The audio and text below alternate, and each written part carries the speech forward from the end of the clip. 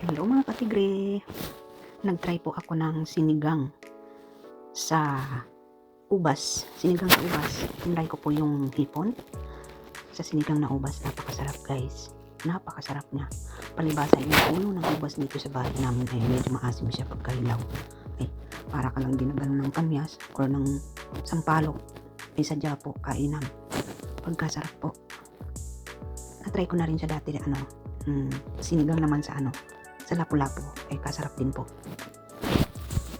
Kaya try nyo rin guys, kasi sayang naman ibon, tsaka lang ang umuubos, ang bubuyog, ang ibon.